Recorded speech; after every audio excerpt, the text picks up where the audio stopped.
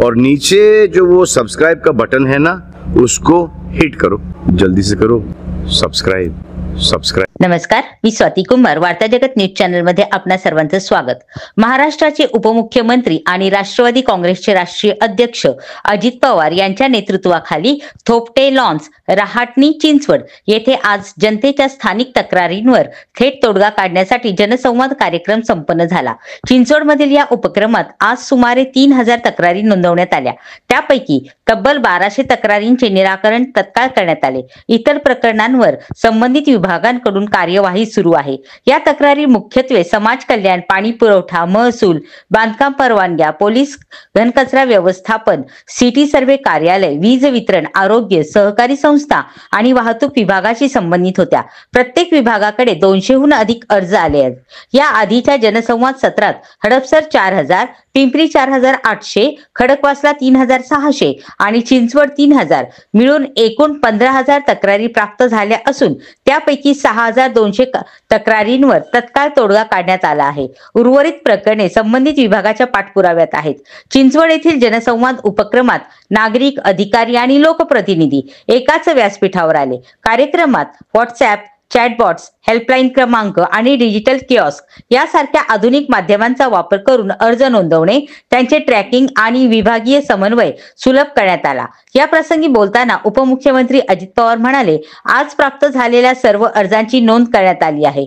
मी स्वतः विभागीय कार्यालयात जाऊन पुणे विभागीय आयुक्त व महापालिका अधिकाऱ्यांशी संबंधित विषयांवर चर्चा करणार आहे।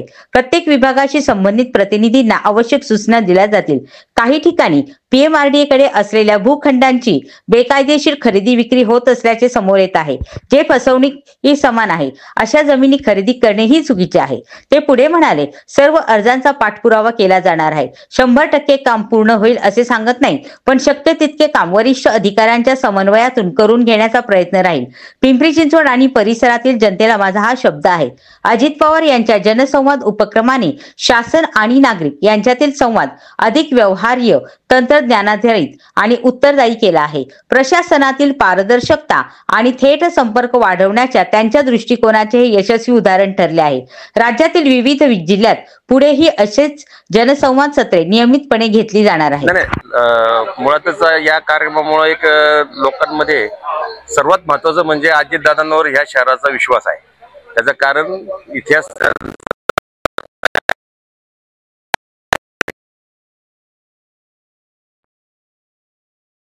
लौकिक त्यांच्याच नेतृत्वाखाली मिळालेला आहे। आणि आज दादा हा काय प्रकार नवीन नाही दादांना, फक्त समस्या त्या जाहीर पद्धतीनं अशा पद्धतीने अलीकडच्या काळामध्ये त्यांनी जो प्रयोग चालू केलेला आहे त्याचा एक उत्साह आणि वातावरण निर्मिती देखील होतेच, परंतु ज्या उत्साहानं लोक येतात याचाच अर्थ अजितदादांवर विश्वास आहे की ते काम करतील। नंबर 1, नंबर 2 ते किती वाजता आले आणि किती वाजता गेले त्यापेक्षाही ते स्वतःच्या हाताने त्या अर्जाची छाननी स्वतः कोणतंही काम करत असताना माणसाला काहीतरी हातात असावंच लागतं आणि त्याच काम घेऊन जाताना माणूस तो पुरावा देतो।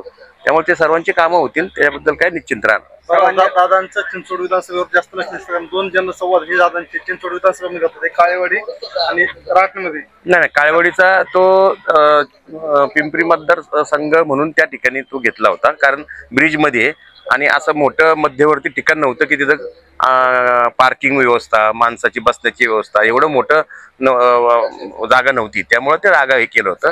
आणि ह्या ठिकाणी हे पण मध्यवर्तीच आहे, त्यामुळे असं काही नाही, विशेष प्रेम वगैरे नाही, शहरावर प्रेम आहे दादा।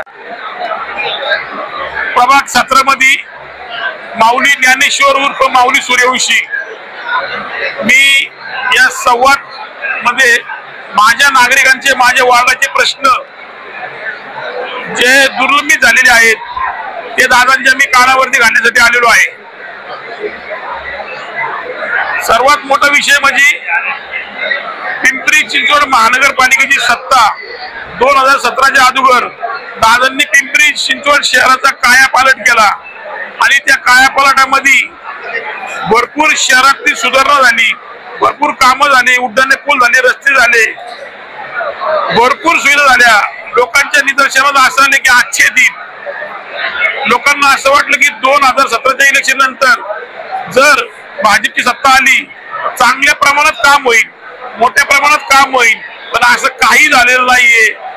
उलटे शहरामध्ये दुर्गंधी, गार्डन विस्कळीत झाले, उड्डाण पूल खराब झाले, रस्ते खराब झाले, बऱ्याचशा समस्या नागरिकांच्या सुटलेल्या नाहीये. म्हणून दादांनी हा संवाद लोकांची साधलेला, डायरेक्ट साधलेला आहे. लोक त्रस्त झालेली आहेत. 2017 नंतर जी लोकांना अपेक्षा होती ती अपेक्षा लोकांची भंग झालेली आहे. म्हणून दादांना डायरेक्ट नागरिकांपतोर जाण्याची पाळी आलेली आहे. 2017च्या अगोदर असा कुठलाही प्रकार नव्हता की दादांच्या फक्त कानावर गेलं तरी ते काम व्हायचं. पण हे सगळं दुर्मिळ झाल्यामुळं दादांना संवाद साधावा लागला, नागरिकांचे प्रश्न विचारावे लागले आणि दादा 100% प्रश्न सोडतात. दादा हे जाणता राजा आहे. जाणता राजा जनतेचं, साध्या सामान्य माणसांचं, ज्येष्ठांचं, नागरिकांचं, लंगड्या पांगड्यांचं ऐकणारा हा अजित दादा आहे. जाणता राजा सर्वांचे प्रश्न जाणून काम करणार. नमस्ते, मी सांगलीमध्ये राहते. स्वतः मी डॉक्टर आहे. आतापर्यंत 2008 ते 2013 पर्यंत 1 लाख लोकांना आपण फ्री ट्रीटमेंट दिलेली आहे. म्हणून मला मदर टेरेसा अवॉर्ड आहे. माझं समाजकार्य फार मोठ्या प्रमाणात आहे. ज्यांना मुलबाळ नाही त्यासाठी पण मी आपण औषध आयुर्वेद दिलेले आहे. लोकांना खूप फायदा आहे. अगदी म्हणजे क्रिटिकल केसेस मी सक्सेस केल्याबद्दल मला MD आणि गोल्ड मेडल मिळालेलं आहे. आज शिवशक्ती कोऑपरेटिव्ह सोसायटी सांगवीमध्ये जी पतपेढी आहे त्या ठिकाणी आम्ही बऱ्याच वर्षापासून पैसे ठेवलेले आहेत. आमचे पैसे त्या ठिकाणी माझे स्वतःचे 25 लाख, मुलाचे 10 लाख 2008 पासून आम्ही तिथे ठेवलेले आहेत. आम्हाला आमचे पैसे मिळालेले नाहीत. माझ्यासोबत अजून 9000 लोकांचे पैसे अडकलेले आहेत. गरीब लोकांनी कष्ट करून त्या ठिकाणी पैसे भरलेले आहेत. तिकडचं जे की संचालक मंडळ होते, संजय कलाटे व त्यांचे काही नातेवाईक आणि बाकीचे संचालक नौसाद फिरजोदी वगैरे, या लोकांनी कोट्यावधी रुपयाचे कर्ज 2006 साली घेतलंय आणि अजूनपर्यंत फेडलेले नाही. आमचे पैशाचे कर्ज काढलेले आहे आणि अजून न फेडल्यामुळे आम्हाला पैसे मिळालेले नाही आणि त्यामुळे ती बँक पतपेढी बंद पडलेली आहे. त्या संदर्भात मी दादाला मागे पण भेटलेले होते की त्यांच्यावरती काहीतरी कारवाई करा. दादांनी मनावरती घेतलं तर ती लोक नक्कीच पैसे भरतील. आम्हाला विश्वास आहे आणि आम्हाला आमचे पैसे भरतील. त्यासाठी दादांनी त्याच्याकडे पूर्णपणे लक्ष द्यावे हीच माझी विनंती आहे. Shivshakti cooperative credit society Sangvi, त्यांची सांगवी, बाणेर, मोशी बऱ्याच ठिकाणी शाखा आहे आणि सगळ्यांचे पैसे अडकलेले आहेत. आम्ही माझं नाव विक्रम सूर्यकांत पवार आहे. मी सामाजिक कार्यकर्ता आहे. पत्रकार, कलाकार, खेळाडूंना राज्यपाल नियुक्त पद द्यावे यासाठी मी 19 तारखेला विनंती अर्ज अजितदादा पवार साहेब उपमुख्यमंत्री महाराष्ट्र यांच्याकडे दिला होता. या अनुषंगाने जे पत्रकारांचे प्रश्न आहेत, पेन्शनचे, घराचे प्रश्न आहेत, परत कलाकारांचे पण पेन्शनचे प्रश्न आहेत, अनेक प्रश्न आहेत, खेळाडूंचे, नोकऱ्यांचे प्रश्न आहेत, परत कंत्राटी कर्मचाऱ्यांचे जे किमान वेतन भेटलं पाहिजे, त्यांचा PF PSI भरला पाहिजे, या अनुषंगाने अनेक प्रश्न आहेत. त्या अनुषंगाने मी अजितदादा पवार साहेबांना विनंती अर्ज दिला. त्या अनुषंगाने अजितदादा पवार साहेबांनी मीडियाकडनं मी ऐकलं की राज्यपाल नियुक्त पद हे पत्रकार, कलाकार, खेळाडूंना देण्यात येणार आहे असे त्यांनी मी सांगितलेलं आहे. या अनुषंगाने मला दादांच्या ऑफिसकडनं फोन आला होता की तुम्ही भेटायला या. या अनुषंगाने मी दादांना भेटायला इथं आलेलो आहे. या अनुषंगाने मी अजितदादा पवार साहेबांना विनंती करतो की ज्या 5 जागा आहेत पत्रकार, कलाकार, खेळाडू, राज्यपाल नियुक्त आमदार पद आहेत ते लवकर तातडीने जाहीर करावे, दिवाळीचे मुहूर्त जाहीर करावे ही नम्र विनंती व चांगला महाराष्ट्राचा एक चांगला मेसेज जाईल ही नम्र विनंती. मी सालार शेख, वेलफेअर पार्टी अध्यक्ष, पिंपरी चिंचवड शहर. मी आज अजितदादांचे जनसभा जे चालू आहे राहटीमध्ये या ठिकाणी आलेलो आहे. तर मी निवेदन देण्यासाठी आलेलो आहे की शेतकऱ्यांसाठी जे सरकारनं जे जाहीर केलेली आहे, अनुदान जाहीर केलेलं आहे ते तात्पुरतं, ते माझ्या हिशोबानं ते बरोबर नाहीये. त्यांना तो शेतकरी जो आहे तर जगाचा पोशिंदा आहे आणि त्याच्यासाठी सरकारनं जास्तीत जास्त अनुदान द्यायला पाहिजे. त्याच्यामुळं आम्ही निवेदन देण्यासाठी आलेलो आहे. आणि जे पंजाब सरकार देत आहे तर मग महाराष्ट्र सरकार का देत नाही ही आमची मागणी आहे. जसं पंजाब सरकारनं दिलेलं आहे त्याचप्रमाणे महाराष्ट्र सरकारनं द्यावं. नमस्कार, मी रहीम शेख, पिंपरी चिंचवड सचिव पद आहे. आणि शेतकऱ्याची समस्या आहे की आता एवढे पाऊस झाला, एवढं महाराष्ट्रात नुकसान झाले तर महाराष्ट्राचे मुख्यमंत्री श्री अजितदादा पवार यांना विनंती करतो की होईल तेवढे शेतकऱ्याचे अनुदान हे वाढवू द्यावे आणि त्यांना मदत करावी. शेतकरी फार महाराष्ट्राचा पोषण आहे, अख्ख्या जगाला पोषणारा हा शेतकरी आहे. त्यांना तरी मी मुख्यमंत्री पवार साहेबांना हा विनंती करतो की होईल तेवढं शेतकऱ्यांची मदत करा. सगळे जे सोयाबीन आहे सगळं शेतकऱ्यांचे कापूस वगैरे हे सगळं पाण्याखाली गेलेलं आहे. शेतकरी खूप त्रासदायक वेदना आहे.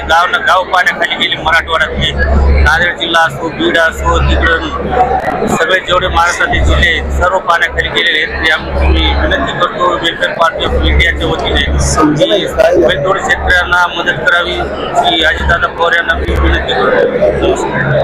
एक असरशाही में जगह ली हुई है, तकरीबन है ना 35 से 40 लोग है. अब जगह लिए से 2016 में, लेकिन अभी तक वहाँ लाइट नहीं दे रहे लोग. आजू बाजू के बहुत सारे प्लॉट है उनको लोग लाइट दे रहे, लेकिन हम वहाँ अभी तकरीबन रहने को 35 से 40 लोग है, लेकिन किसको भी लाइट नहीं मिली सो अभी तक. हम लोग सब अंधेरे में रह रहे और कुछ करने को भी नहीं आ रहा. इसके लिए हमने जो है ना बहुत सारे लोगों को बात करे, वहाँ के ग्राम पंचायत वालों से बात करें, फिर दूसरे राजकीय लोगों के एतबार से बात करें, लेकिन कोई भी हमको जो है ना लाइट का जो है ना जुगाड़ करके नहीं दे रहा. इसके लिए आज जो है ना हमने अजितदादा पवार के पास ये कल का निवेदन देख के हमने एक अर्ज लिखा है कि हमको जो है लाइट लेके वहाँ दे देना है.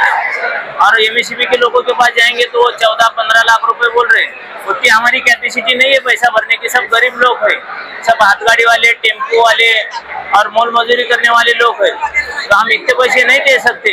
इसके लिए जो है ना हमारा निवेदन है दादा से कि दादा ने जो है ना उसमें ध्यान दे के जो है हमको लाइट लेके देना. इतनी हमारी गुजारिश है दादा से, बाकी कुछ मसला नहीं है.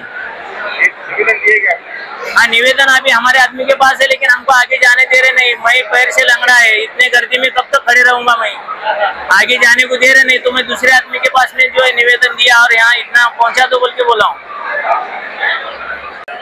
नमस्कार, मी दत्तात्रय कांबळे, संपादक साप्ताहिक प्रगत भारत. पिंपरी चिंचवड शहरामध्ये राष्ट्रवादी काँग्रेस पार्टी अजितदादा उपमुख्यमंत्री अजितदादा पवार यांची जनसंवाद सभा ही राटणी येथील थोपटे लॉन्स येथे होत आहे. सकाळी 9 वाजता ही जनसंवाद सभा सुरू झाली. या जनसंवाद सभेमध्ये पिंपरी चिंचवड शहरातील ज्यांना खरंच आपल्या प्रश्नांची जाण आहे, मग याच्यामध्ये मालमत्ता कर असो, बांधकाम कर असो, घनकचरा कर असो, सामाजिक न्याय असो, PMKLचे प्रश्न असो, धर्मादाय आयुक्ताचे प्रश्न असो, जे काही प्रश्न लोकांच्या मनात आहे आणि त्यांना ते सोडवायचे आहे, या प्रश्नांची सोडवणुकीसाठी खास उपमुख्यमंत्री अजितदादा पवार यांनी जो जनसंवाद घेतलाय की डायरेक्ट नागरिकांचा प्रश्न हा सोडवायचा. तर मी एक पाहिल्यानंतर खरंच वाटतं की जे काही इथं हजारोच्या संख्येने लोक आलेले आहेत आणि प्रत्येकाने आपली वेगवेगळी जनसंवादामध्ये वेगवेगळी प्रश्न उपस्थित केलेले आहे. पण प्रश्न उपस्थित करायच्या अगोदर त्या नागरिकाला आपले नाव नोंदणी करायला लागते. नाव नोंदणी केल्यानंतर जे त्याचा प्रश्न आहे, समजा PMPLचा प्रश्न असेल, त्या PMPL प्रश्नाचं त्यांना टोकन दिलं जातं. समजा एखाद्याचा क्रीडेचा प्रश्न असेल तर त्याचा क्रीडेचं टोकन दिलं असतं. एखाद्याचा धर्मादाय आयुक्ताचा प्रश्न असेल तर त्याला ते टोकन दिलं जातं. तर विविध प्रकारचे टोकन देऊन थेट उपमुख्यमंत्री अजितदादा पवार यांना भेटून त्यांचा प्रश्न सोडवण्यासाठी हा एक सोपा आणि चांगला उपक्रम पाहावयास मिळत आहे. खऱ्या अर्थाने हे जर सुरुवातीपासून जर केलं असतं तर हे आता जे वाढलेले प्रश्न आहेत, हजारोच्या संख्येने लोक इथे येतात, तर हे प्रश्न कवच मार्गी लागले असते. असो, पण एक नागरिक आणि करदाता म्हणून मी इथं येऊन जे डोळ्याने पाहिलेलं आहे, तरी खऱ्या अर्थाने दादांनी या सर्व प्रश्न मार्गी लावावे. असे प्रश्न मार्गी लागले तर खऱ्या अर्थाने जनसंवाद सभा ही यशस्वी झाली असे मी निश्चित मानतो. धन्यवाद. दत्तात्रय कांबळे. मी प्रमोद तुकाराम केसरकर, राहणार सह्याद्री सहकारी हाऊसिंग सोसायटी राटणी. आमच्या सोसायटीमध्ये 2009 पासून 2025 पर्यंत दारूचे दुकान बंद करण्यासाठी आम्ही प्रयत्न करतोय. विक्रांत वाईन शॉप म्हणून आहे, परंतु कुठलीही कारवाई आतापर्यंत होत झालेली नाहीये. आता आमचं कलेक्टर साहेबांच्याकडे हिअरिंग झालं 29 ऑगस्टला, आणि त्यांनी सांगितलं की जर बिल्डिंगला कंप्लेशन नसेल तर तुम्ही ते दुकान बंद करा म्हणून उत्पादन शुल्क अधिकाऱ्यांना सांगितलं आलं. पण त्याने अजून आतापर्यंत कुठलीही कारवाई केलेली नाही. आमचं आता अजितदादा साहेबांना विनंती आहे की या दुकानासंदर्भात आम्ही कायदेशीर योग्य ती कारवाई करावी. आपण मी वसंत धर्मावाद शिवनगरी इथं माझं घर आहे. इथं शेजारी पाटील नावाच्या व्यक्तीने साईचाई कॉलनी पाटील नावाच्या व्यक्तीने भिंत 1.5 फूट आतमध्ये बांधली.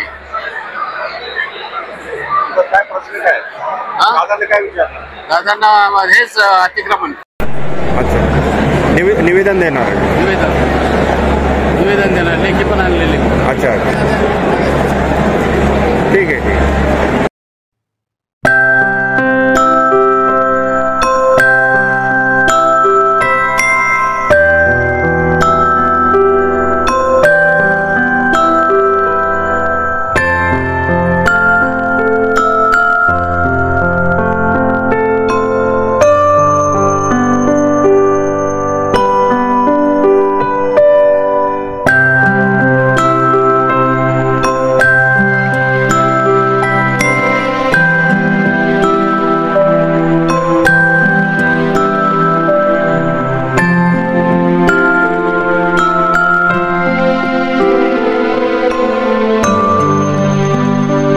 आजचे बातमीपत्र येथेच संपले. पुन्हा भेटूया नवीन बातमीसहित. तोपर्यंत जय हिंद, जय महाराष्ट्र.